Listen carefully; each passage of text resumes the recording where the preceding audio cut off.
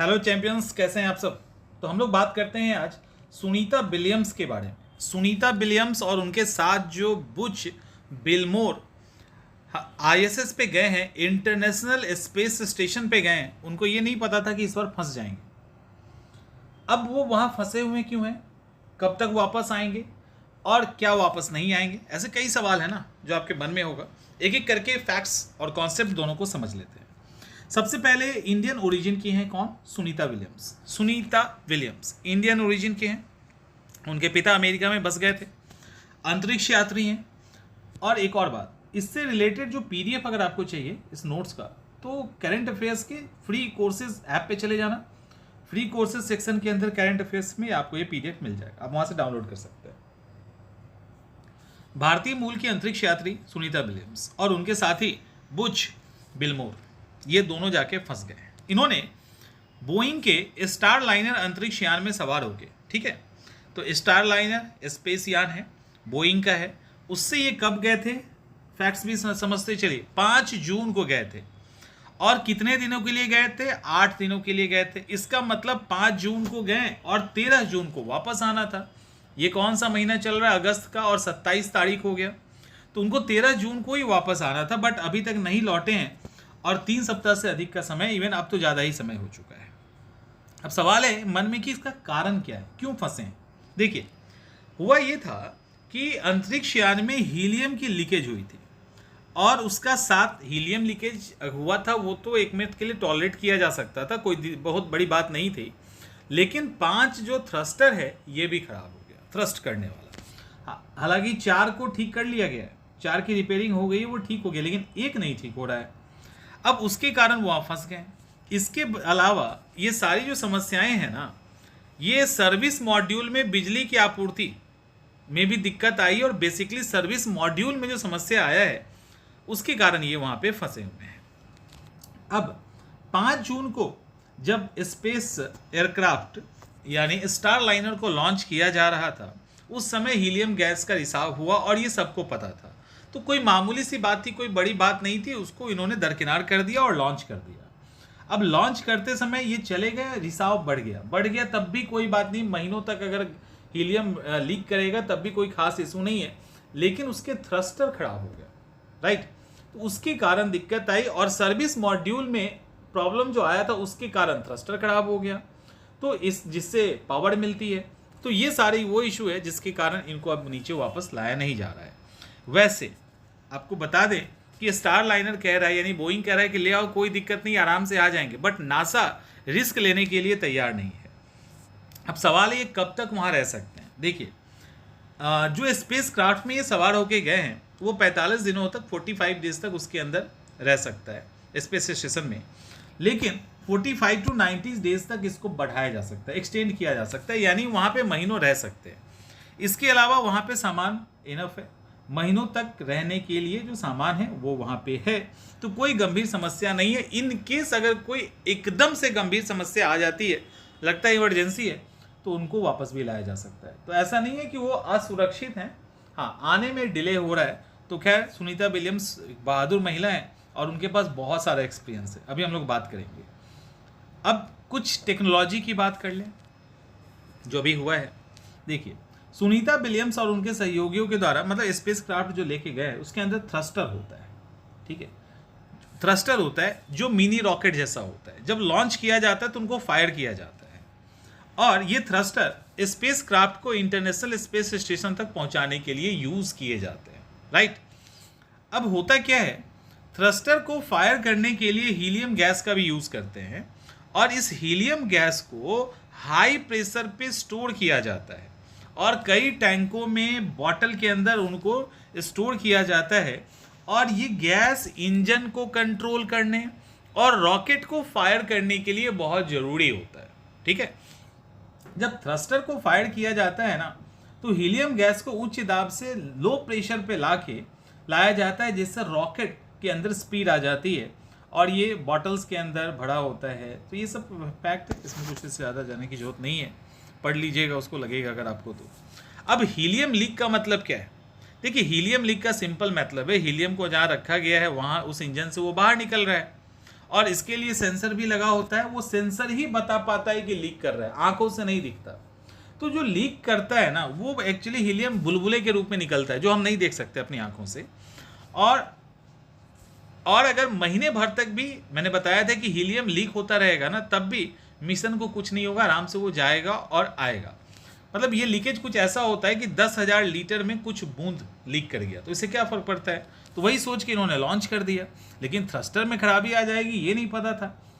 अब दिक्कत क्या है कि कैप्सूल को अनडॉक करने के लिए, वहाँ से लॉन्च करने के लिए कम से कम 10 से 15 थ्रस्टर को एक साथ फायर करना होगा, और जिससे गैस से थ्रस्ट जो पैदा होता है, अगर ये सही से काम नहीं किया तो स्पेस स्टेशन को भी नुकसान पहुंच सकता है। दूसरा कि थ्रस्टर को फायर करने के पहले ये कंफर्म करना होगा कि स्पेस स्टेशन से वो अच्छी खासी दूरी पर हो, नहीं तो पीछे से जो गैस निकलेगा ना, उससे भी स्पेस स्टेशन को नुकसान पहुंच सकता है। तो और जो नुकसान पहुंचेगा तो वहाँ जो और लोग रह रहे हैं उनके लिए खतरा हो जाएगा। तो ये सारी चीज़ें हैं। और ये जो हमारा अंतरिक्ष स्पेस स्टेशन है, ये लगभग 300 किलोमीटर की ऊंचाई पे है। और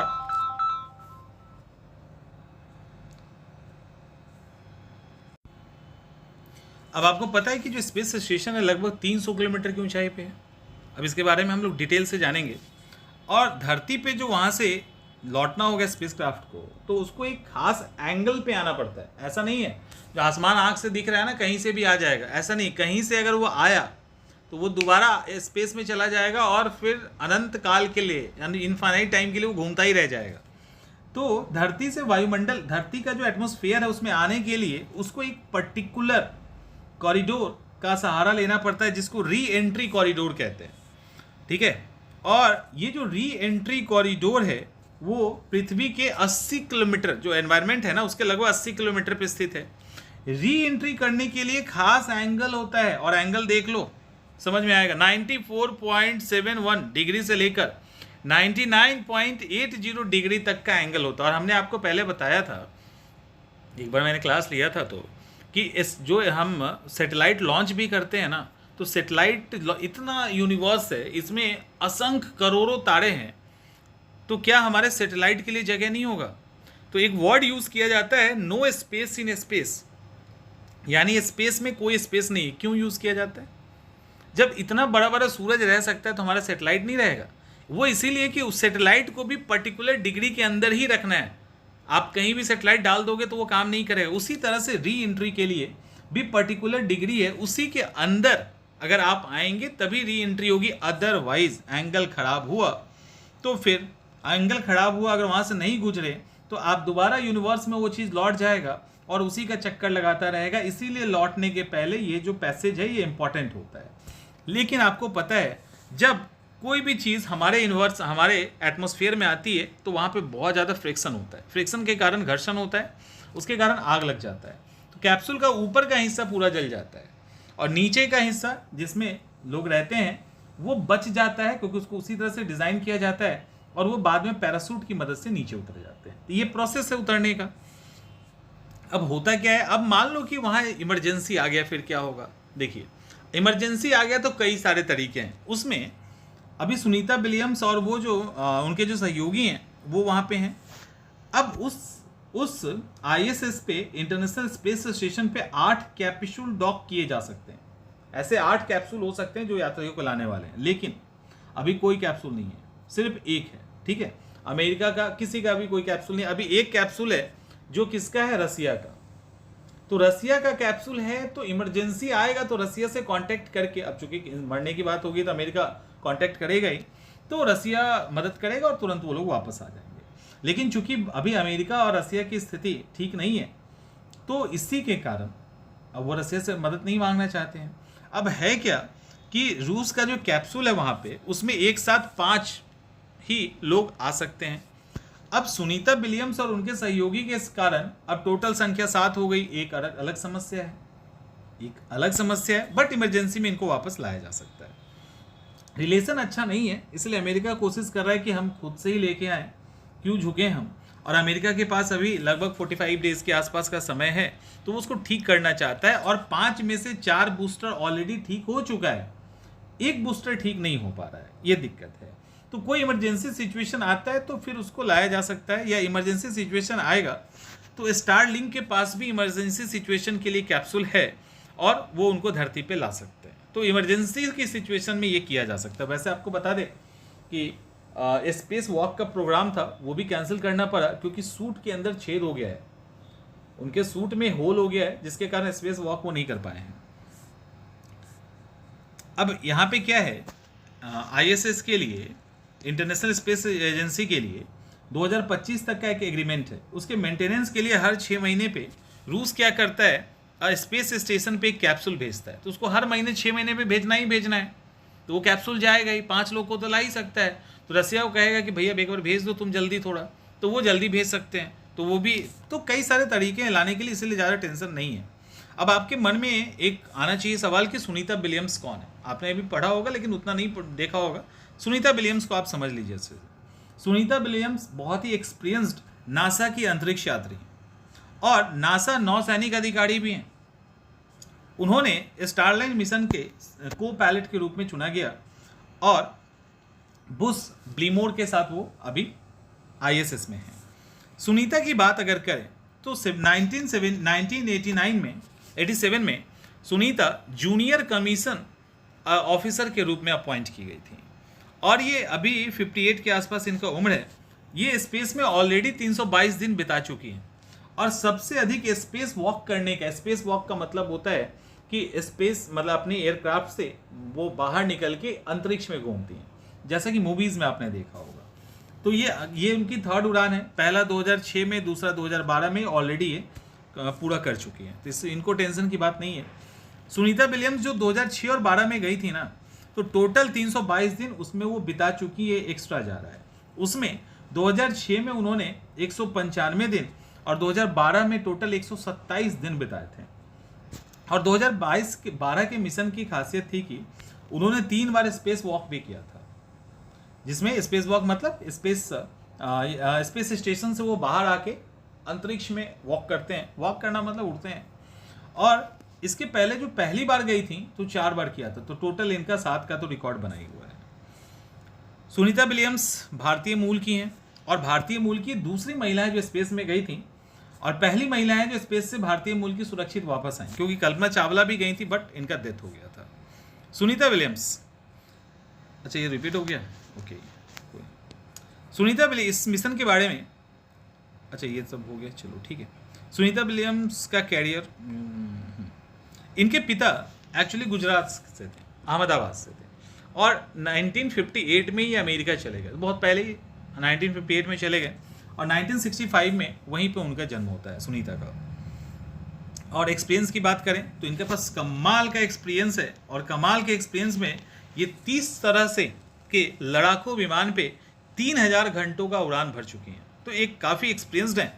तो इस हिसाब से ये हैं, तो इसलिए इनको भेजा भी गया है। फिर बुच ब्लीमोर कौन है, तो बुच ब्लीमोर के बारे में बहुत जानकारी नहीं है, बट तब भी बुच ब्लीमोर अभी हाल में 2000 में नासा के साथ जुड़े थे। दो पूर्व अंतरिक्ष अभियान में पार्टिसिपेट कर चुके हैं। 2009 में जो स्पेस शटल गया था ISS में, उसका हिस्सा भी ये रह चुके हैं, बुच ब्लीमोर।